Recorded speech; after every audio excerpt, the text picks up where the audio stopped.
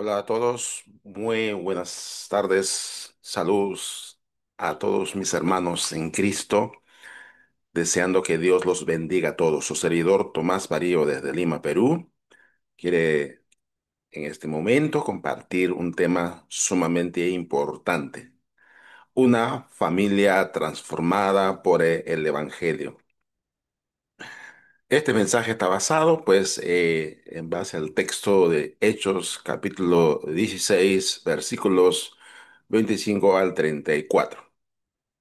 Es un pasaje sumamente importante que leemos una historia, la historia del carcelero, el carcelero de Filipos, un, un hombre que conoció la palabra de Dios, escuchó la palabra de Dios, mejor dicho, en boca del apóstol Pablo, también de Silas, ya quienes estuvieron, pues, ¿no? En una cárcel por predicar el evangelio. Entonces, quisiera leer algunos pasajes de este texto de evangelio, mejor dicho, de Hechos, capítulo 16, versículos 25 en adelante, ¿no?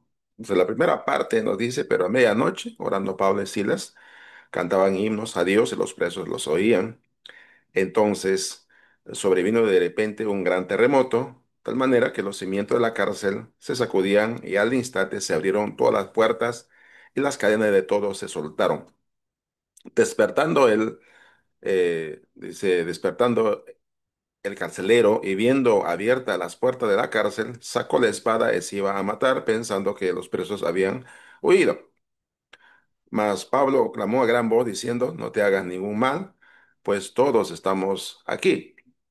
Bueno, entonces esta es la primera parte, ¿no? De lo que enseña este pasaje de historia y queremos reflexionar de cómo una familia fue transformada por el Evangelio. Nosotros estamos seguros que el Evangelio no solamente transforma los corazones de las personas, sino también hogares enteros, familias enteras. Entiendo que algunos de ustedes, pues, ¿no? Empezó en la fe y logró eh, compartir el Evangelio con su familia. Y así empieza. Una persona se convierte en una familia y esta persona, miembro de una familia, lleva la bendición a un hogar y todo lo demás, miembros de la familia, escuchan la palabra, escuchan el mensaje, luego se convierten al Señor y toda una familia está salvada, transformada por Cristo. En el caso de carcelero de Filipos, vemos cómo el poder de Dios cambió una noche de desesperación, llamémoslo así, y una experiencia de salvación y también de gozo familiar. O sea, no solamente fue una experiencia personal, sino también una experiencia familiar. El apóstol Pablo, como lo sabemos, dedicó toda su vida a buscar a los perdidos y enseñarles, ¿no? A Cristo, el único que podía salvarlos, pues, de sufrimiento, desesperación, del pecado, el único. Y sobre todo, ¿no? También él deseaba salvar a su familia, porque él tenía una familia, la familia, su pueblo, su nación. Y ahí en Romanos 10:1 enseña de que él deseaba, anhelaba la salvación de su pueblo Israel. Por lo tanto, él iba pues a compartir con su familia. Los sábados, ¿no? Iba a las sinagogas para hablarles de Cristo a sus paisanos, a sus amigos, a su familia judía, para hablarles de Cristo. Y muchos de ellos se convertían y se bautizaban, entregando sus vidas a Cristo. El deseo, el anhelo en el corazón estaba presente en la vida de Pablo. Y ese espíritu de deseo de compartir mensaje no se acabó con la cárcel. Entonces, aprendemos algunas lecciones de esto, ¿no? La primera lección que aprendemos o aprenderemos en esta oportunidad es que Dios puede obrar en medio de las pruebas. Eso es lo primero, ¿no? Dios puede obrar en medio de las pruebas. El contexto que ocurre aquí, que a lo que acabamos de leer, es que Dios puede transformar el sufrimiento en una bendición. Dios puede transformar el sufrimiento en una bendición. Fíjese esto. Pablo de Silas, ¿no? Encarcelados justamente, azotados, ahí encadenados, ¿no? Amarrados a un cepo. Sin embargo, ¿no? Ellos estaban en una vida de oración y alabanza, porque el texto dice que oraban y cantaban himnos a Dios. Y aún estando en esa condición, encarcelados, entonces ellos oraban a Dios. Y ahí el testimonio de fe en medio de la adversidad fue poderoso, poderoso. Tal grado, ¿no? Que vamos a ver cómo el carcelero, pues, cambia, transforma su vida. Pero en medio de esta situación, entonces, ocurre un milagro inesperado en medio, ¿no? del sufrimiento. Ocurre un terremoto. Un terremoto sacude los cimientos de la cárcel. Ahora, no sabemos si este terremoto, pues, lo provocó Dios. Dios puede crear un terremoto o un terremoto natural que ocurrió en ese instante, ¿ya? Un terremoto, pues nosotros somos eh, muy testigos de eso, eh, sobre todo los que vivimos al lado del Pacífico. Aquí en el Perú, cada vez ocurre un sismo fuerte, ¿no? Hace poquito tuvimos un sismo muy fuerte por el cambio de clima. Siempre hay un sismo por cambio de clima. Entonces, tuvimos un movimiento y mucha gente se asustó. Así que un terremoto, ¿no? Pero esta situación, ¿no? Desastrosa, dice que los cimientos de la cárcel se abren, pues, ¿no? Se sueltan las cadenas, porque aquí el texto nos dice, ¿no? El carcelero perdón, en el versículo, sobre todo 26, entonces sobrevino de repente un gran terremoto, de tal manera que los cimientos de la cárcel se sacudían y al instante se abrieron todas las puertas y las cadenas de todos, o sea, los presos se soltaron. Entonces tenemos ahí las puertas abiertas, las cadenas están sueltas y creo que esto es un símbolo de liberación. Los presos estaban libres en realidad. Y el carcelero que cuidaba, que custodiaba la cárcel, estaba asustado, tan asustado que probablemente no podía impedir que los presos escapen de la cárcel, ¿no? Pero Pablo, pues no permite, ¿no? Que los presos escapen. Así que les dice, no, que no se escapen, ¿no? Que no se escapen. Así que el carcelero estaba desesperado. Entonces ahí tenemos la desesperación del carcelero en el versículo 27. Al ver las puertas entonces abiertas, piensa en suicidarse, sin esperanza, temeroso ahí el carcelero. Un guardia de la cárcel, pues sin salida.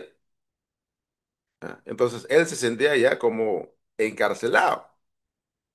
¿Ya? En otra ocasión prediqué un tema basado en esto, liberando al carcelero. Entonces, tenemos esta situación de desesperación.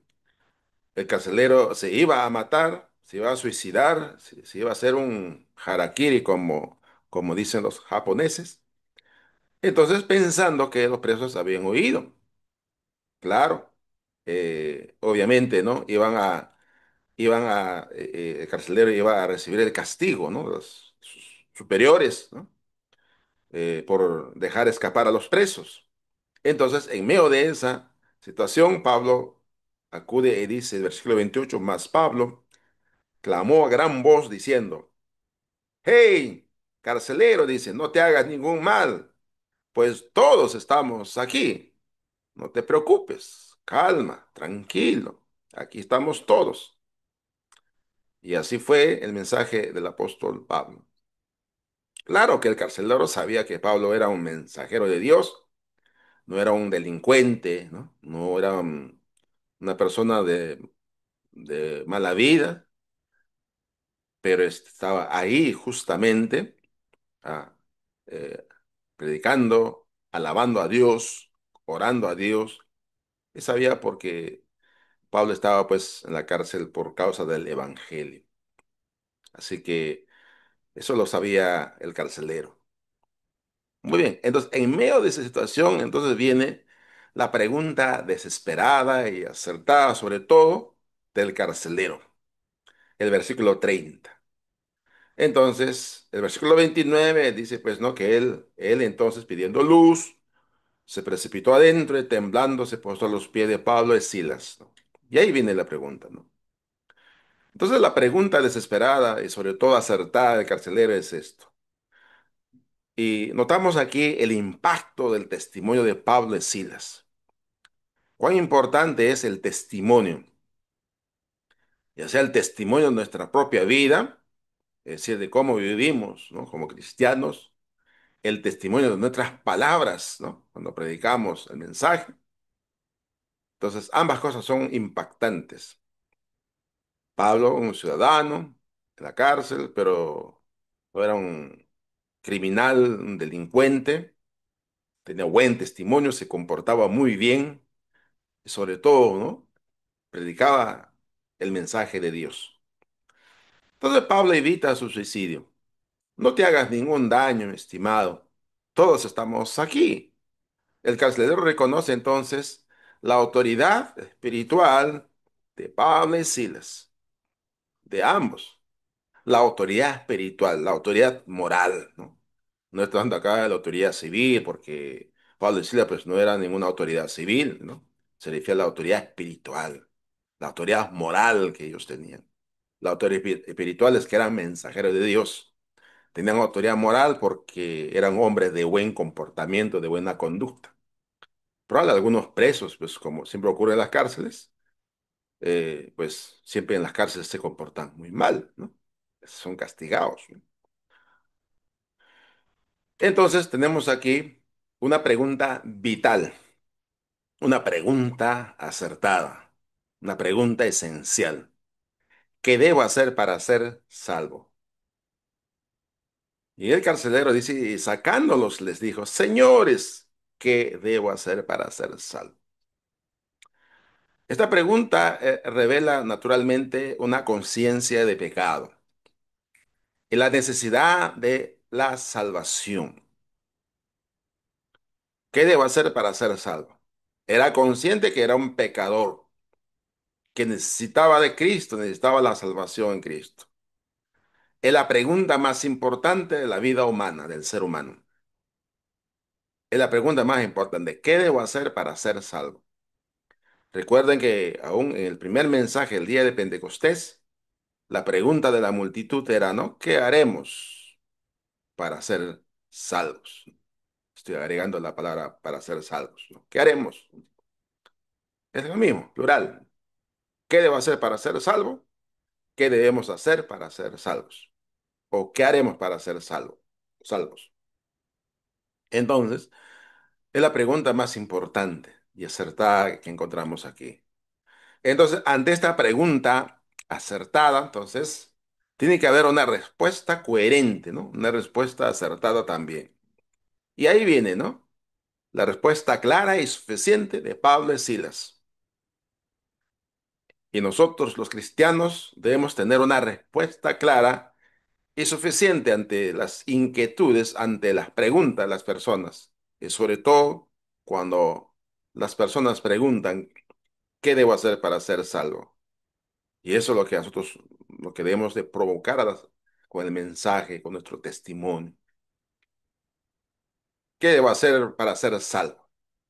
¿Qué debo hacer para convertirme como usted, ¿no? Como usted que es cristiano, un hombre de bien, un hombre sano, un hombre de buen testimonio. ¿Qué debo hacer para ser salvo? En otras palabras, ¿qué debo hacer para ser transformado? ¿No? Eres un vecino que tiene una nueva vida, ya no es un borracho, ya no es un pendenciero, ya no es un adúltero. ¿Qué puedo hacer para ser salvo, para cambiar mi vida? Yo soy así, de perdido. Entonces, ante esa pregunta, entonces, ante esa cuestión de qué debo hacer para cambiar o qué debo hacer para ser salvo, qué debo hacer para que Dios me perdone, Las preguntas pueden variar, pero va por lo mismo, ¿no? La necesidad de ser salvado, de ser perdonado, de ser liberado, ¿no? De esa cárcel, de esa prisión espiritual que los seres humanos están todos, todos. Entonces, la respuesta clara y suficiente es esto. Cree en el Señor Jesucristo y serás salvo tú y tu casa. Todos sabemos que la fe en Cristo es la base de la salvación. Sin fe es imposible agradar a Dios. Eso lo sabemos, Hebreos 11:6, ¿no? La salvación no es por obras.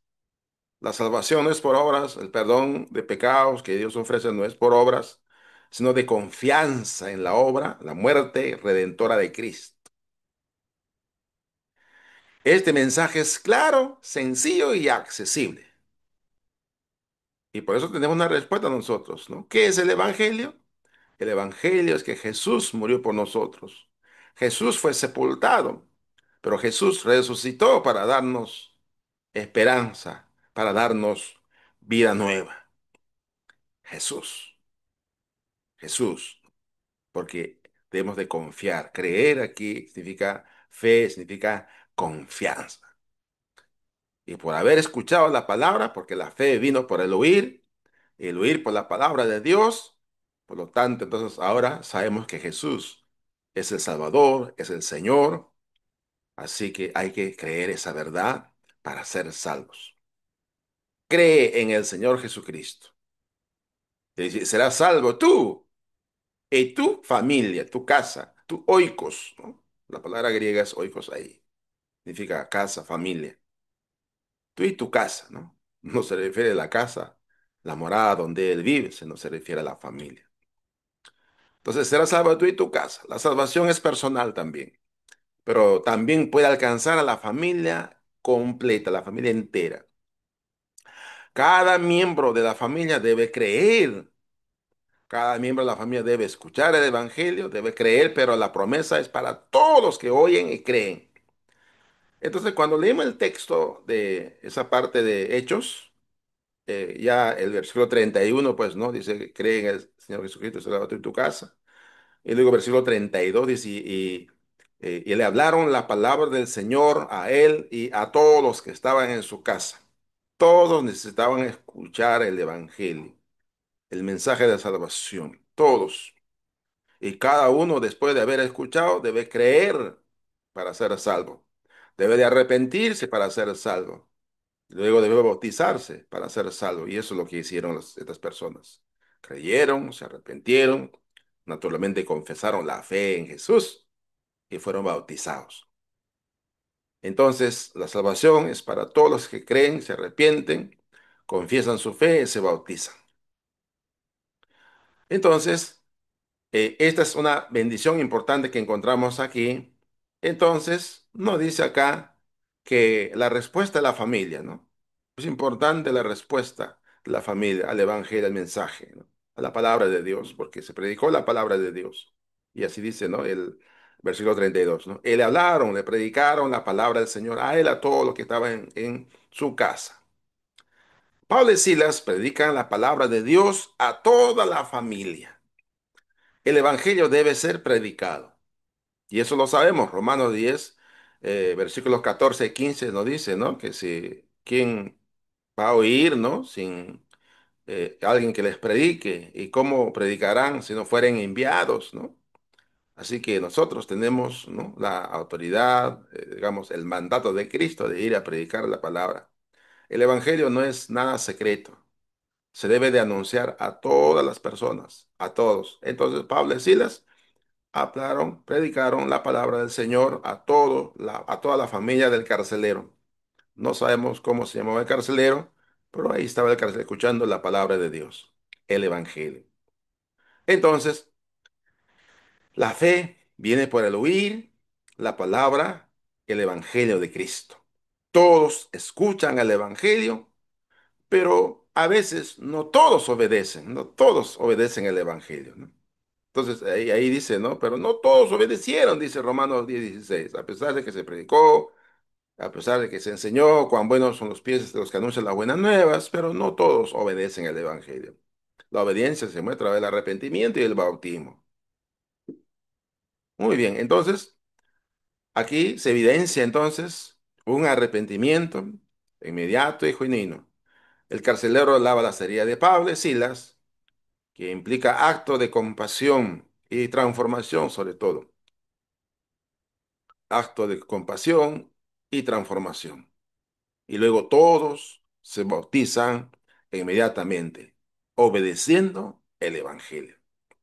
Y entonces la palabra de Dios dice que el versículo 33, y él tomándolos en aquella misma hora de la noche, les lavó las heridas, ¿no? Eso lo que está implicando que un acto de compasión, de transformación, cambio de vida, amor al prójimo, y enseguida se bautizó él, o sea, el carcelero, con todos los suyos, todos los que podían creer, arrepentirse y confesar la fe en Cristo, fueron bautizados, ¿no? No los bebitos, pues, ¿no? Entonces todos se bautizan inmediatamente y viene la bendición. La respuesta de la familia es esto: gozo en el hogar. El gozo es el fruto de la salvación, esa alegría genuina que los cristianos tenemos, ¿no? Se regocijó, dice, con toda su casa de haber creído a Dios. La verdadera salvación, mis queridos hermanos, trae gozo, unidad y transformación familiar. Entonces, una familia feliz es una familia que tiene a Cristo en su vida. Una familia sin Cristo es una familia infeliz, porque no tiene vida, no tiene propósito. Y además, una familia aburrida, una familia donde hay pelea, discusión, donde hay crisis, donde todo anda mal, los hijos rebeldes, desobedientes. Pero un hogar cristiano es totalmente diferente, porque es la bendición de Dios. Entonces, cuando el Evangelio entra a un hogar, mis queridos hermanos, transforma las relaciones, transforma las actitudes, transforma las prioridades. Tu relación tensa que tenías ahora se transforma en una relación transformada. Tus actitudes son distintas, ¿no? Ahora tienes otras prioridades. La prioridad es buscar el reino de Dios y las demás cosas vienen por añadidura. Antes tus prioridades podrían haber sido ir al cine, divertirte, ir a tus amigos, o emborracharte, o ir a jugar fútbol, cualquier cosa, ¿no? Menos la familia, ¿no? Y ahora todo se hace en familia. Donde hay salvación verdadera, hay frutos visibles de amor, servicio y alegría, ¿no? Eso es lo que hubo aquí también. Hubo amor, mostró amor hacia Pablo y Silas que estaban heridos. Hubo servicio, les lavó las heridas. Hubo alegría porque hay gozo en la salvación. Entonces, dice que el versículo 34, y llevándolos a su casa, les puso las mesas, ¿no? Qué rico, un almuerzo, ¿no? Y se regocijó con toda su casa de haber creído a Dios. Entonces, un almuerzo, un desayuno, una cena, pero hay algo que compartir. Compartir un alimento es signo de alegría, signo de amor, ¿no? Y un signo de servicio. Concluimos esta reflexión. Dios usa las circunstancias más oscuras para revelar su luz. En medio de la oscuridad de la noche, un terremoto, pero hubo luz. La salvación está disponible para todos los que creen y obedecen. Eso es importante, ¿no? Cuando hablamos de luz, o luz material, naturalmente, pero sobre todo la luz espiritual es lo más importante ahí. Un creyente en la familia puede ser instrumento para la salvación de los suyos, de su familia. Y sobre todo el Evangelio tiene poder para transformar no solo una vida, sino toda una familia, todo un hogar entero. Es lo que se ve. Aplicando esto a la familia, ¿no? La salvación es personal, pero también tiene un impacto familiar. Cuando uno cree y vive el Evangelio, Dios puede usar ese testimonio para tocar los corazones de toda la familia. Eso es lo primero. Lo segundo, la familia es un lugar donde el Evangelio debe ser predicado. No espere el día domingo para predicar el Evangelio. Pablo y Silas no se limitaron a predicar al carcelero, sino también que hablaron la palabra del Señor a todos los de su casa, de su familia. Y tercero, el gozo del Señor transforma el ambiente del hogar. El hogar feliz, ¿no? Es un lugar donde está Cristo. Hay cosas temporales, ¿no? Pequeños problemas que podemos tener, ¿no? Crisis económica, que a veces puede haber discusiones, pero todo se resuelve en Cristo. La paz viene ahí en Cristo. Entonces la familia Carcelero pasó del temor a la alegría. Se regocijó con toda su casa de haber creído a Dios. Qué importante esto, mis queridos hermanos. Así que hemos reflexionado en esta oportunidad sobre una familia transformada por el Evangelio. Queridos hermanos, que Dios los bendiga a todos. Hasta muy pronto. Amén.